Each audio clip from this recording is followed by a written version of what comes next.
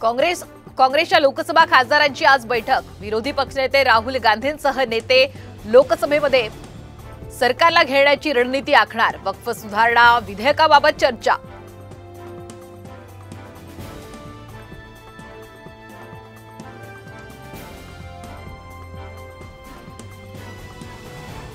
राष्ट्रवादी पक्ष आणि चिन्हाबाबत 13 ऑगस्टला सुप्रीम कोर्टात सुनावणीची शक्यता। निवडणूक आयोगाच्या निकालाविरोधात राष्ट्रवादी शरद पवार पक्षाची याचिका।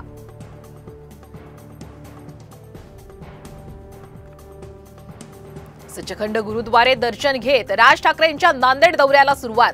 9 विधानसभा मतदारसंघांचा घेणार आढावा। पोलिसांचा तगडा बंदोबस्त।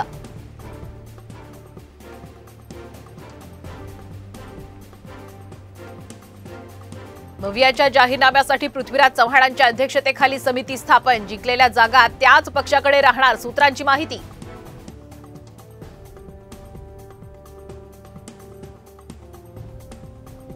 पाचगाव कोर्टाचा नितेश राणे यांना दणका। अटक टाळण्यासाठी सुनावणीला हजर राहण्याचे आदेश। संजय राऊत यांनी दाखल केलेल्या अब्रू नुकसानीच्या दाव्याप्रकरणी अजामीनपात्र वॉरंट।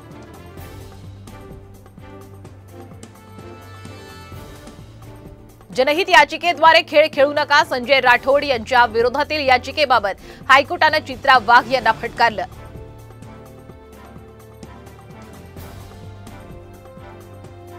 आम्हाला डिवचणाऱ्या उद्धव ठाकरेंवरच दिल्ली दरबारी जायची वेळ। ठाकरेंची दिल्लीत मुख्यमंत्री पदासाठी याचना। सुधीर मुनगंटीवार यांचा उद्धव ठाकरेंवर हल्लाबोल।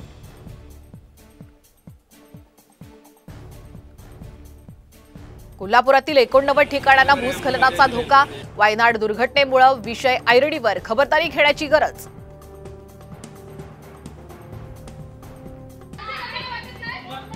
महिला रोजगार योजनेच्या नावानं महाडमध्ये महिलांची आर्थिक फसवणूक। मात्र पोलिसांकडून सहकार्य होत नसल्याचा महिलांचा आरोप।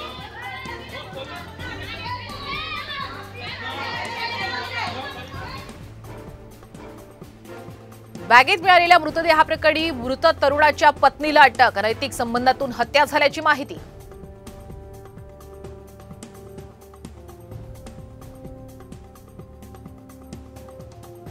बांगलादेश देशात आज हंगामी सरकार स्थापन होणार। नोबेल विजेते अर्थतज्ञ मोहम्मद युनूस घेणार शपथ।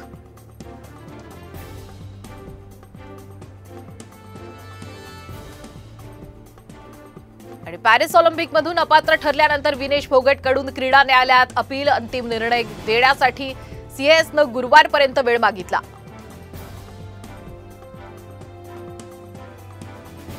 एआयमुळे डेल कंपनीकडून 10% नोकर कपात।